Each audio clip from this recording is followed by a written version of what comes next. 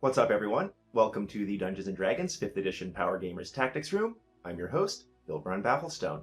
So today we're having another episode of my Deep Dive series, this time looking at optimizing the Echo Knight.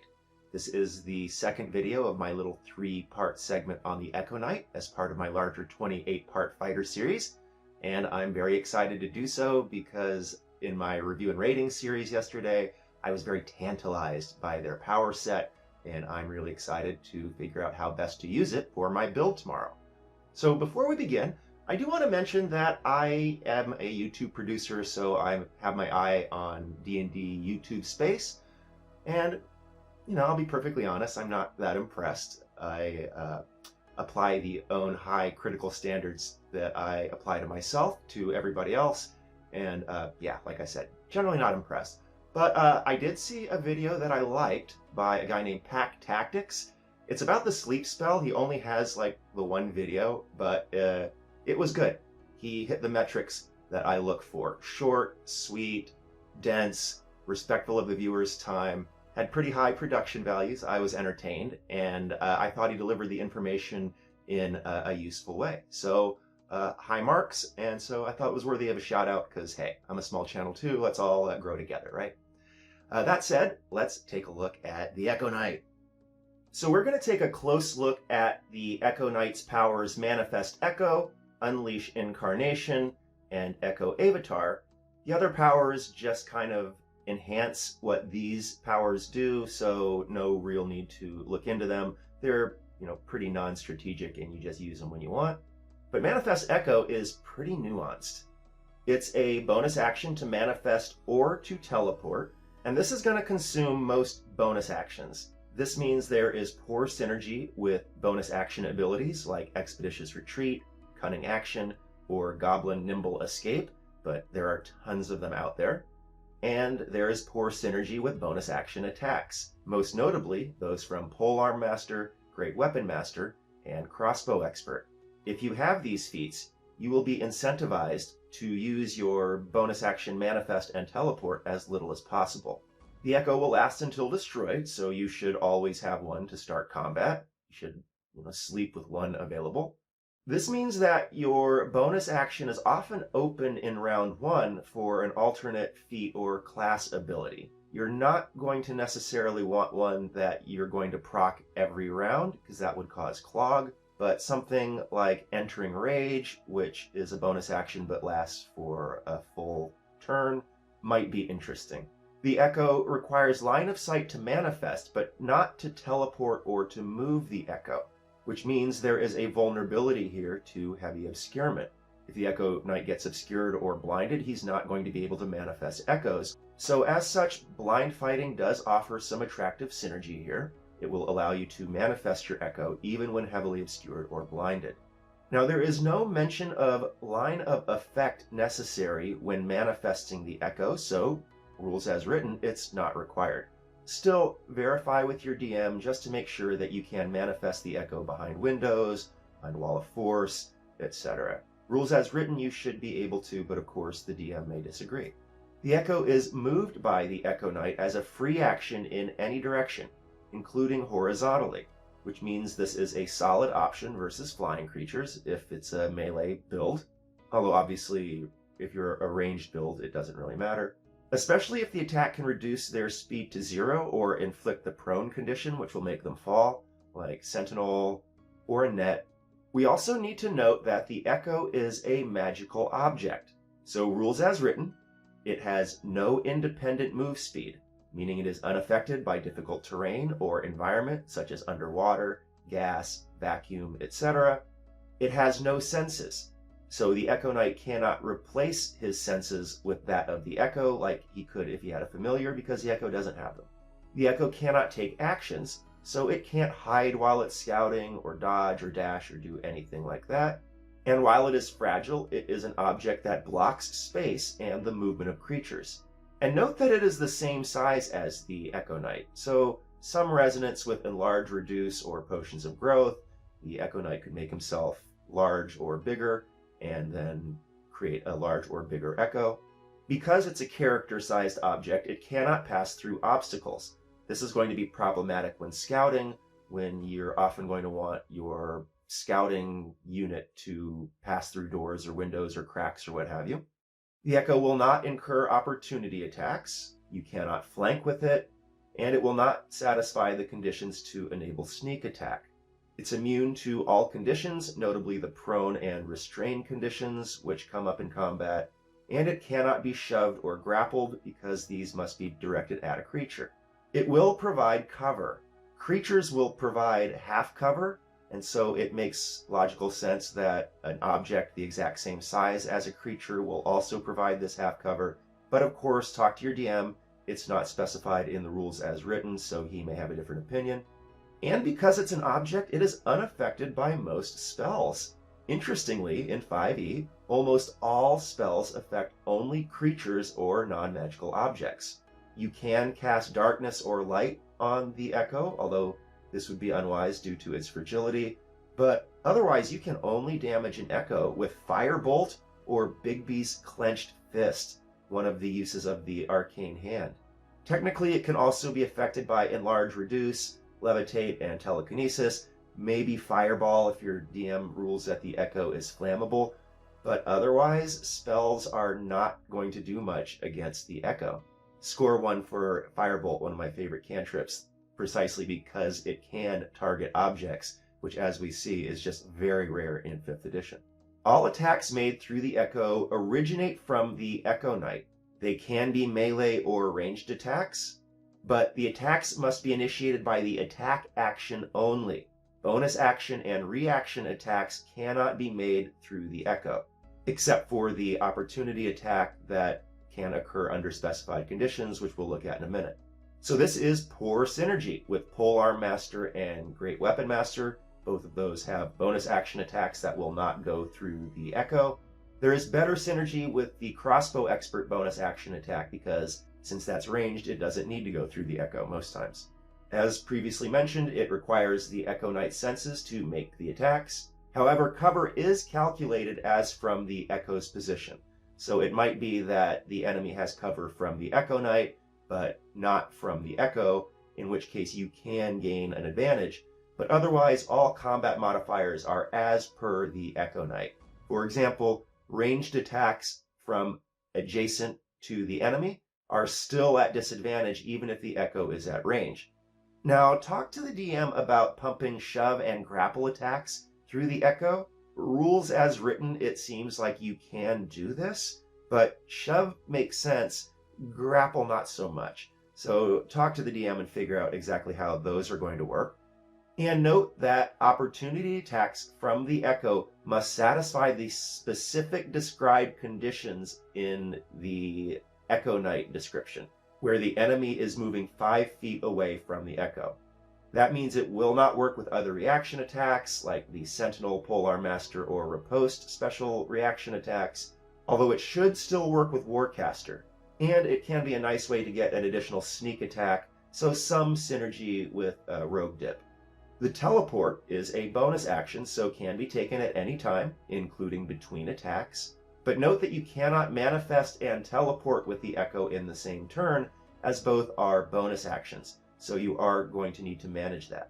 The melee teleport functions as a free disengage, so some synergy with Booming Blade by forcing the enemy to move to melee attack the Echo Knight, and some synergy with ranged attacks by never forcing a ranged attack at 5 feet and thus at disadvantage. You can always just teleport to a spot that's more than 5 feet away. The Echo Knight can move the Echo before teleporting, and the move cost of the teleport is fixed at 15 feet, so will favor a higher base move speed. And this does make the Echo Knight vulnerable to reductions in speed to below 15. So being grappled, restrained, the Weight of Sorrow ability of the Summon Shadows spawn will all be problematic, as will the prone condition if you are a race with 25-foot move. So I would avoid a race like that if I were you. And this offers pretty amazing maneuverability. If we assume a 30-foot move, you can bump your move speed up to 15 to 45 feet every round. If the Echo starts next to you, you can get up to 45 feet away in one round. And if it starts 30 feet away, you can cover 75 feet in one round. So if you're 75 feet away, even if the enemy dashes 60 feet, you're still 15 feet away and can get another 30 feet away with your move and use your bonus action to create a new echo. That means the enemy has to dash again to reach you, and this time he will reach you, but he won't have an attack action, and now your echo is recharged and you can just do it again. That means it is impossible to close with you and attack given sufficient space. Therefore, the Echo Knight is elite at kiting. And there's no real benefit to improved move speed. The Manifest Echo by itself already creates sufficient distance. I did look at enhanced move speed races and options like Long Strider, but doing the math, I was like, you don't really need it. It gets you far enough away that they can never reach you with an attack already.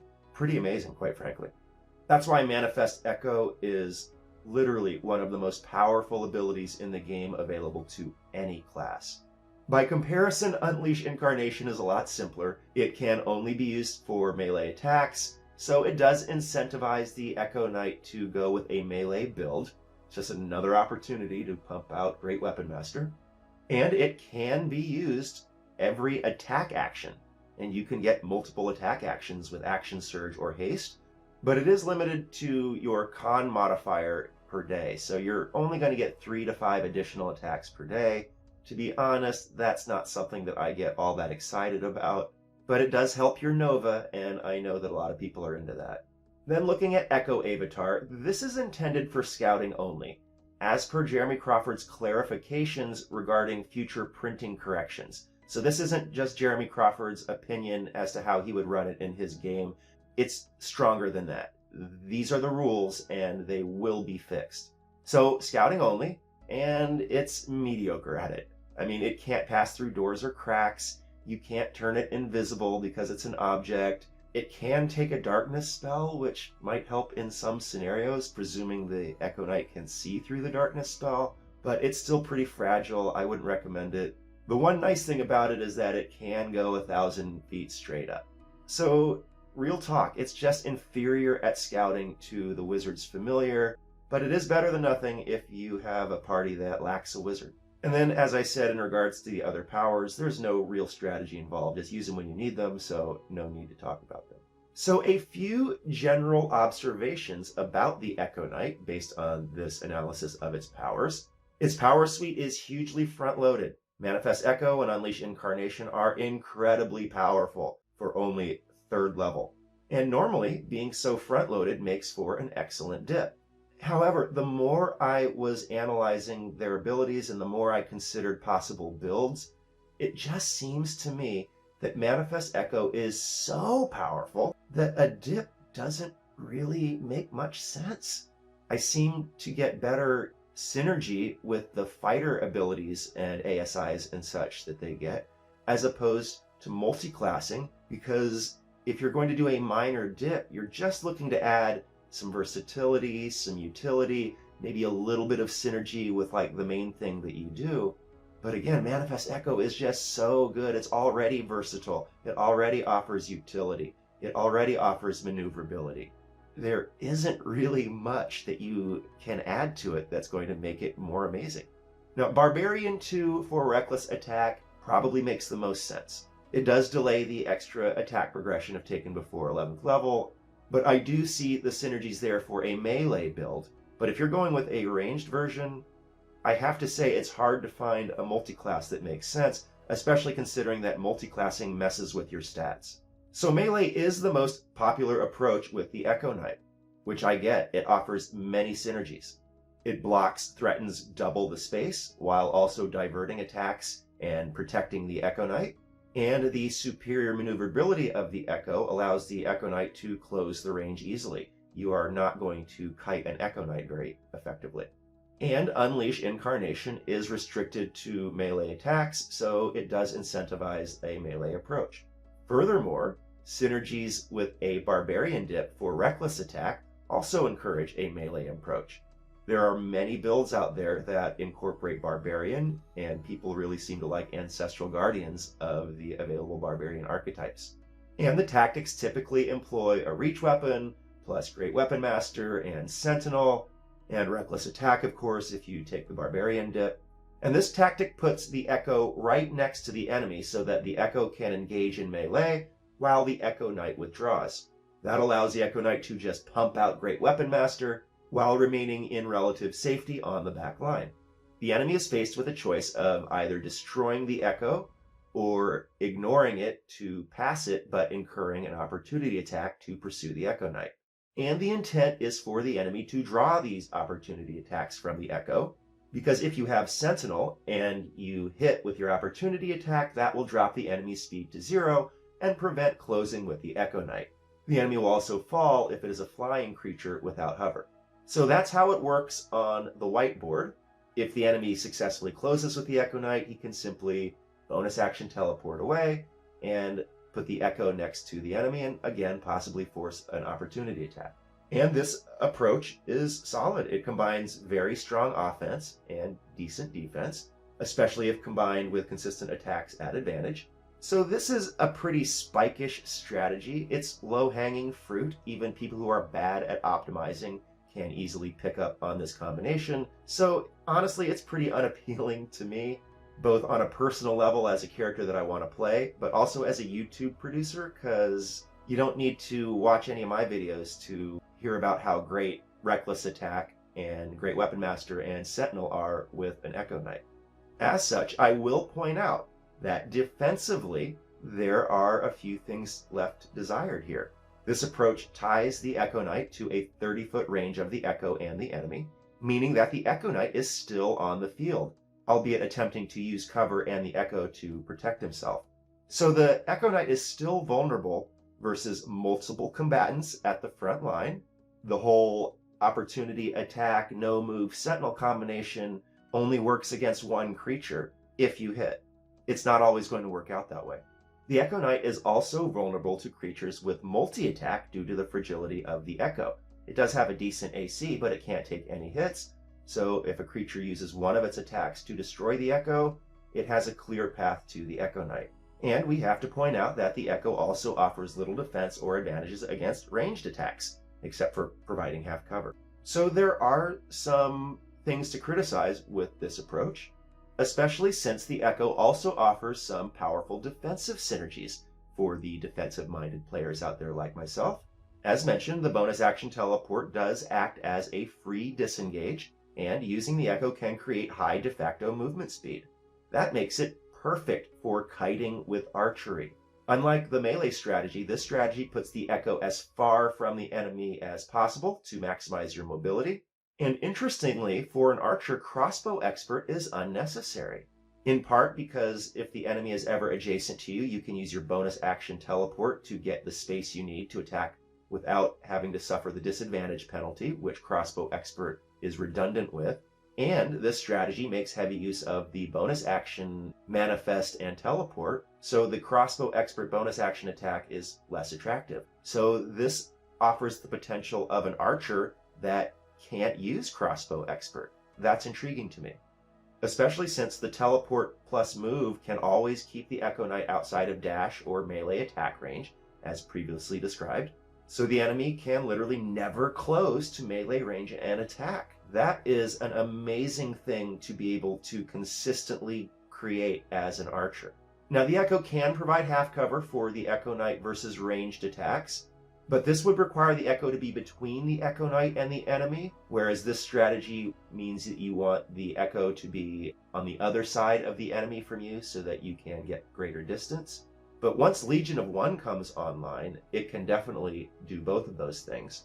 And of course, this is presuming that the DM is sensible and allows the Echo to provide half cover. And it's nice synergy because if you have Sharpshooter, which an archer specialist will have, it will ignore any cover that the Echo provides when attacking. So that's interesting. And while this does marginalize the use of Unleash Incarnation, it can still be used as desired. It does not specify that the extra melee attack must be made with the same weapon as the attack action. So there's no reason that you can't use your attack action for your ranged attack, then use your interact with object to pull a rapier or something, and then use it to use your Unleash Incarnation attack. And then on the next round, you can use your interact with object to sheath the rapier and go back to shooting with your bow. That does limit it to every other round, but you only get a few uses of this per day anyway, and that's a way to make it work. It's definitely not your main thing, but a nice little sneaky surprise when you want to pull it off. So that's it. Those are my thoughts on the Echo Knight's Power Suite, and I am very impressed with it. And so going through the nuances of how they work and looking for leverage points has given me a pretty solid idea of the type of character that I want to build tomorrow for my character build series when I show you how I would create an Echo Knight levels 1 through 20. Let me know what you think in the comments, and thank you so much for watching. This has been the Dungeons & Dragons 5th Edition Power Gamers Tactics Room. I'm your host, Bill Brian Bafflestone. See you next time.